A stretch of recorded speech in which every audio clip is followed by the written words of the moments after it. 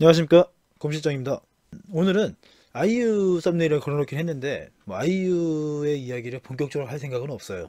저는 이게 논란거리도 안 된다고 생각을 합니다. 아니, 투기를 누가 그런 식으로 해요? 제가 지난 영상에서 이미 투기가 아니라고 말씀을 드렸지만 투기는 그런 식으로 하지 않습니다. 할 거면은 넓은 땅을 사가지고요, 거기다가 뭐 나무를 심든 비닐하우스를 깔든 컨테이너 박스를 갖다 놓든 뭔가 할 수 있는 방법이 굉장히 많은데, 굳이 물론 건물을 사는 경우도 있겠죠. 근데 건물을 살 거면 수익률을 올리기 위해서 대출을 막 만땅 받던가 그렇게 해서 좀 수익률을 올려야 되는데, 대출을 받긴 했어요, 건물 살 때. 근데 이제 대출을 안 받으면 약간 서운할 정도, 그 정도로만 약간 받고 나머지는 다, 그러니까 이런 식으로도 또 사진 않지만 거기 안에다가 또 실수요 목적 이거저 다 갖다 놨어요. 이거 팬들한테 받은 선물부터 해가지고 아니면 가구랑 집기류, 악기 이런 것들 다 갖다 놨고, 실제로 사무실로 쓰고 있고 창고로 쓰고 있는 것들을 다 보여줬죠. 사실 얼마나 그게 사생활 침해입니까? 근데 다 보여줬어요. 자기 커리어를 걸고 말할 정도였으니까 상처도 좀 받았을 것 같고. 근데 투기가 아니죠. 그냥 누가 봐도요. 아이, 가수하고 이거저 하느라 바쁜데 혼자 다니면서 매물 찾아다니진 않았을 거 아닙니까? 뭐 공인 중에서 아는 사람이 있다든가 그 정도 법인에 속해 있으면 그 정도 전문가들은 다 있습니다. 부동산 전문가에게 아니면 중개업자에게 조금 집에서 가까운 서초구에 살더라고요. 근데 그 좀 가까운 지역에 조용하고 연예인들이 왔다 갔다 해야 되니까 한적하고, 인근에 뭐 악기를 다루고 하는데 당연히 조용해야 될 거 아닙니까? 그런 곳에 건물을 하나 필요하다고 하는데 직접 구하지는 않았을 거 아니에요. 저는 모르겠어요, 개인적인 생각이지만 그 부동산 업자가 귀띔전을 해줬을 거예요. 여기가 GTX가 예정지가 한 3km 떨어져 있는데 이거 되면은 그 땅값이 좀 오를지도 모르겠다 라는 얘기 정도까지는 했겠습니다만, 무슨 신도시 개발지 바로 앞이다 이런 식으로 얘기는 절대로 안 나왔을 거란 말이지. 그리고 이 GTX 역이라든가 그린벨트가 어쩌고 저쩌고 개발이 되고 안 되고 이런 것들은요, 사실은 부동산 정보를 조금만 볼 줄 알고 과천 도시기본계획을 한 번이라도 살펴보면 언젠가 돈이 되겠다는 생각은 드는 지역들이에요. 그렇게 해서 부동산업자 딱 찾아줬는데 본가에서 한 10분이면 가죠. 면적 적당하겠다, 바닥 면적이 한 200평쯤 되니까 꽤 괜찮습니다. 꽤 넓고 주차 공간도 있고 조용한 데다가 주변도 그렇게 막 사람이 많지를 않아. 연예인들이 왔다 갔다 하기에 충분해요. 그러면 좋죠. 근데 가격도 공시가격 정도에 살 수가 있어요. 주변 시세보다 좀 싼 거죠. 그렇다고 하면, 아니 이거 돈 있고 조건 맞는데 안 삽니까? 사죠. 사실 아이유의 입장에서는 맞은편에 신도시 들어오는 거 별로 달갑지 않을 수 있어요. 조용해서 한적해서 연예인들 다니기에 괜찮아서 여기를 잡았더니 맞은편에 막 신도시 들어오고 사람이 박짝박짝하대. 그걸 누가 좋아해요? 아마 이번 일로 이제는 그 집을 쓰기 어려울 수 있습니다. 노출이 되니까 팬들도 찾아올 수 있고, 이 피해는 도대체 누가 보상해 주냐고. 그래서 오늘 영상을 찍는 건 그 중에서요, GTX가 이제 확정이 됐다고 얘기하잖아요. 그 부분에 대해서 좀 이야기를 해볼까 해요. 뭐 3기 신도시가 발표된 걸 알았네 마네 무슨 투기 정보를 얻네, 이거는 사실 말도 안 되는 소리고요. 아이유가 딱 건물을 사고 땅을 샀던 시기가 2018년 2월 달인데, 이때 당시에는 정부 차원에서도 3기 신도시라는 걸 아예 논의도 안 하던 시점이었습니다. 물론 이제 그 상부 안에서 내부에서 어떤 이야기가 주고받았는지 모르겠지만, 그때까지만 하더라도 부동산 정책이 수요 억제, 투기 억제에 방점을 맞췄지 공급에 대한 얘기는 별로 안 나왔던 그런 시기였어요.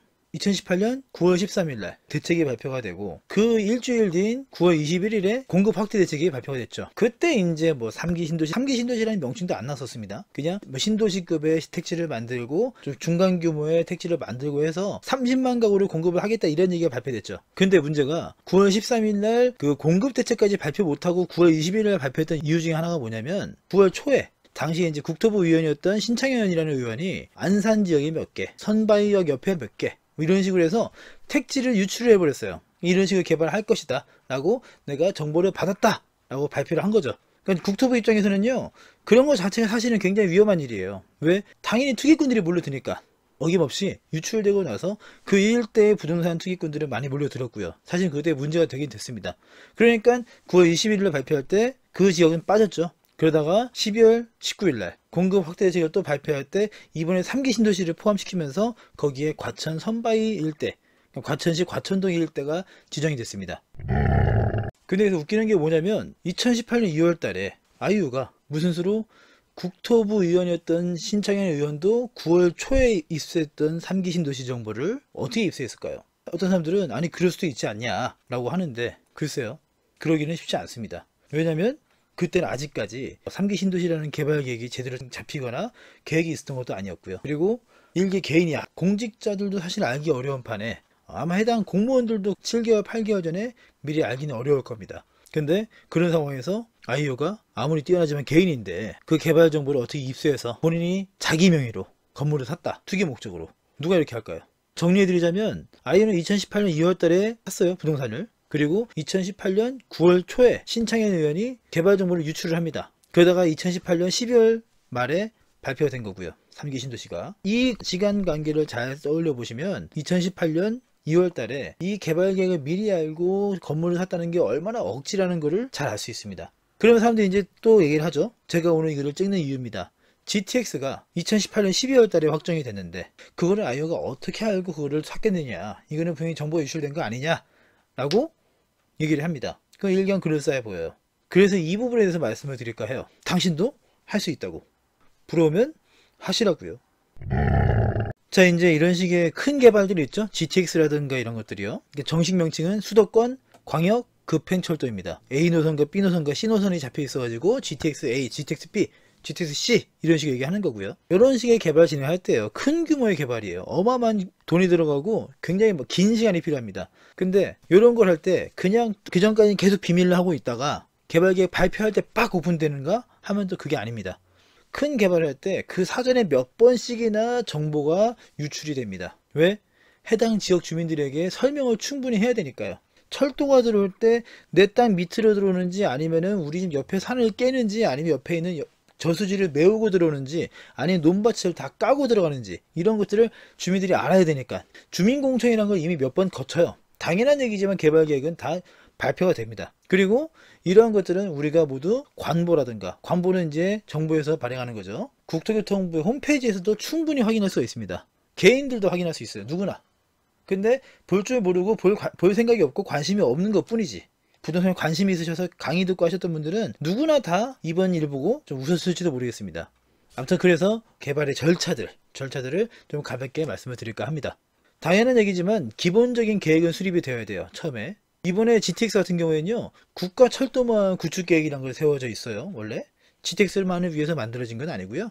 1차, 2차, 3차 해가지고 국가철도망 계획을 쫙 세워놓습니다. 신분당선이 연장된다던가. 그죠? 이번에 경전철들 들어가는 것들이라든가 이런 것들이 다 계획에 포함이 되더란 말이죠. 그래서 그 중에 일환이 GTX 사업이에요. 이게 수립이 된 다음에 어느 정도 노선이 잡히고 어디서 어디까지 가고 어디를 경유하고 이런 것들이 기본 계획이 잡히면 그 다음에는 뭐가 들어가야 되냐면 예비 타당성 조사라는 걸 들어가야 됩니다. 이건 뭐냐면 이 사업에 들어가기 전에 개발 사업에 들어가기 전에 이게 돈이 되는가 안 되는가 아니면 손해를 보는가 굳이 만들어서 쓰는 사람들이 없는 건 아닌가. 쉽게 말하면 수요조사가 될 수도 있을 거고요. 경제성이 얼마나 있는가 적자를 보진 않는가 이거에 대한 조사를 합니다. 그렇게 해서 경제적 타당성이라는 말이 나옵니다. 줄여서 영어로 BC라고 표기가 돼요. 이게 0점 몇 점부터 1점 몇 점 이렇게 왔다 갔다 하는데요. 1.0 점수 이상을 받으면 오케이예요. 경제성이 충분히 있다라고 판단을 하는 거죠. 근데 0점 몇 이렇게 소수점을 나와버리면 나중에 재조사를 하든가 취소가 되든가 둘 중에 하나입니다. 보통은 재조사를 하겠죠. 요 예비 타당성 조사가 끝나면 막 오픈되어 있는 건 아니고요. 찾아보면 또 찾아볼 수가 있습니다. KDI라고 하는 이제 한국개발연구소라는 데가 있어요. 근데 거기 홈페이지 가면 이런 것들을 찾아볼 수도 있습니다. 그렇게 해서 만약에 예비 타당성 조사가 1.0을 넘어서 합격이 됐다, 통과가 됐다, 그러면 이때 진행되는 게 전략 환경 영향 평가라는 게 있어요. 요게 만들어졌을 때, 요 철도가 만들어졌을 때, 아니 이 도로가 만들어졌을 때, 아니 이 신도시가 만들어졌을 때 인근에 산사태가 나지는 않을까. 나무를 베고 산을 미는 경우가 있으니까요. 그리고 이 인근에 있는 특별한 보호종들, 동물 같은 게 있죠. 식물도 마찬가지고요. 이런 것들이 멸종의 위기에 처하지는 않을까. 이런 것들을 분석을 해야 됩니다. 근데 이게 또 그냥 자기들끼리 몰래 분석하고 그러는 게 아니라 주민공청회를 해야 돼요.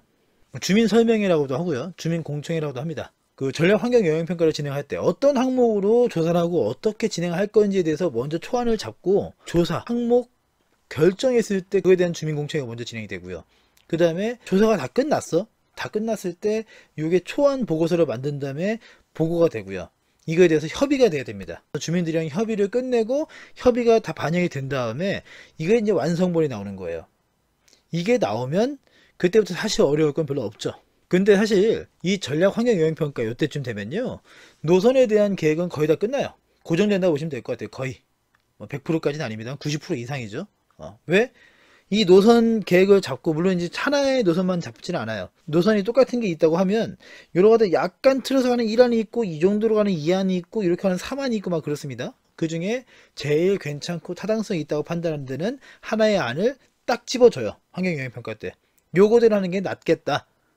이게 하는 게 가장 환경에 영향도 좋고 경제성도 좋고 이렇게 하자라고 하면 대부분 다 그렇게 되죠. 기껏 많은 돈 들여가지고 조사를 맡겼는데 다 듣고 나서 그거 말고 딴 거 이런 경우는 없습니다. 그렇게 해서 환경영향평가에서 협의가 끝나고 결과가 딱 나오면 그때 이제 우선 협상 대상자를 찾아요. 개발을 해야 되니까. 이번에 GTX 노선 같은 경우에는 신한은행 컨소시엄에서 진행이 됐죠. 그때 대대적으로 기사가 나왔던 거 혹시 기억나실지 모르겠습니다. 그렇게 해서 우선 협상 대상자가 지정이 되면 협의를 해야겠죠. 당연히 우선 협상 대상자지 뭐 된 사람은 아니니까 이 사람과 협약을 맺고 이제 이거저거 뭐 어떻게 진행할 것인가 돈은 어떻게 할 것인가 이거에 대한 협약이 끝나면 협상 승인이 떨어져요. 그렇게 한 다음에 실시계획을 세우는 거죠. 이 실시계획은 기술적인 부분들이 필요합니다. 어디 뭐 어디에 다리를 놓는다든가 아니면 터널을 판다든가 이런 식으로 기술이 필요한 정확한 설계가 들어가는 거고요. 몇 달 걸리고 나서 이게 승인이 떨어지면 실시 설계가 승인이 떨어지면 곧 착공과도 같은 말입니다. 이번에 GTX 같은 경우도 2018년 12월 26일 날 실시 계획 승인이 떨어지고 그 다음에 12월 17일 날 바로 착공식을 열었습니다. 그러니까 요 정도의 흐름을 이해하시면 좋습니다. 뭐 개인들이 이거 예타가 끝나고 무슨 전략 이런 걸 뭐 다 알아보기는 어렵겠습니다만 우리가 마음만 먹으면 내 동네 아니면 내가 투자하려는 지역에 기차가 들어오고 아니면 뭐 고속도로가 들어오고 이런 것들에 대해서요 미리 얼마든지 알 수 있다. 어디에 IC가 뚫리고 어디에 역사가 뚫리고 이런 것들도 마음만 먹으면 3년 전 5년 전에 이미 다 알 수 있다. 2014년에요 2014년에 이미 이 GTX의 노선은 다 나왔습니다. 약간의 수정은 있을지언정 노선이라든가 경유한 역들은 거의 다 그때 픽스가 됐어요. 이제 더 연장이 되고 이런 건 있겠죠 당연히. 근데 지금 과천역 같은 경우에는요 2014년에 이미 공개가 됐습니다. 아니 그러면 2014년 그 확정되기 전에 산 사람들을 의심하는 게 맞죠? 이미 다 공개되고 엔간한 업자들은 다 알고 있는 사실을 무슨 대단한 정보를 입수한 것처럼 투기를 한다. 그건 말이 안 되는 거고요. 그래서 결론은 뭐냐, 본인이 원하시면 철도, 도로, 신도시, 뭐 항구, 공항 이런 거에 대한 정보를 얼마든지 입수할 수 있어요. 왜? 아까 얘기했던 예비 타당성 조사라든가 그리고 전략 환경 영향 평가 이런 것들 있죠. 이런 거 할 때는 뭐가 들어가요? 돈이 들어가요. 세금. 근데 우리 국민이 낸 소중한 세금 아닙니까? 이 세금을 쓸 때는 정부에서 의무적으로 공개를 해야 됩니다. 어디다가? 관보에다가 다 공개를 해야 돼요. 그리고 국토교통부에서는 이에 대해서 고시를 해야 되는 거고요.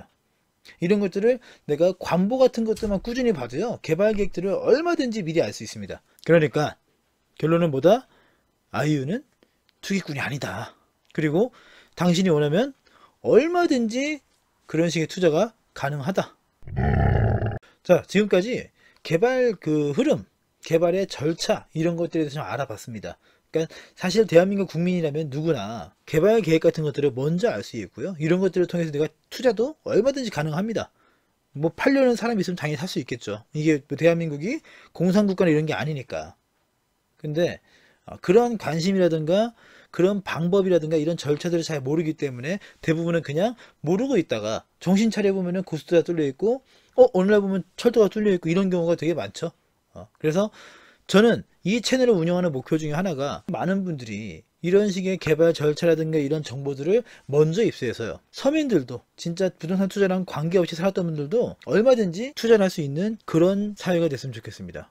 그러니까 지금의 부동산 시장은 사실 너무 기울어진 운동장이죠. 상위 10%, 상위 1%가 대다수의 돈 되는 땅들을 가지고 있고 대다수의 돈 되는 건물들을 가지고 있습니다. 근데 문제는 뭐냐면 지금 시기가요 2019년 2020년 요 시기가 적어도 2030년 전까지 이때가 대한민국에서 뭔가 투자 뭔가 개발 이런 걸 통해서 돈을 벌 수 있는 거의 마지막 시기예요.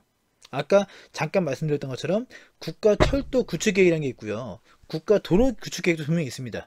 이런 것들이 2030년 2035년 되면 거의 다 마무리가 돼요. 그럼 우리가 알고 있는 역세권이라든가 아니면 고속도로 인터체인지라든가 아니면 도로가 확장되는 거라든가 신도시라든가 이런 계획들은요 그 이후에는 거의 안 나온단 말이에요. 사실 국토종합계획이라는 말이 있습니다. 이거는 대한민국 모든 개발계획에 가장 최상위에 있는 존재입니다. 옛날에는 국토개발계획이었어요. 근데 어느샌가 국토종합계획으로 바뀌었죠. 옛날에는 개발 위주였지만 이제는 관리 위주로 전환되는 시기이기 때문입니다. 이게 2020년이 넘어가고 2030년이 되고 그러면 요거에 대한 부분들은 거의 다 마무리가 될 거예요. 그러면 일반적으로 우리가 알고 있는 부동산으로 대박이 나고 돈을 벌었다는 사람들은요, 그 2030년이 넘어가면 더 이상 나오기가 어려울 확률이 굉장히 높습니다. 지금 시기에는 반드시 관심을 가지셔야 되고요. 반드시 이런 걸 볼 줄 아셔야 돼요. 그게 이 영상의 진짜 결론입니다. 자, 지금까지 곰실장의 친절한 부동산이었습니다. 시청해주셔서 감사합니다.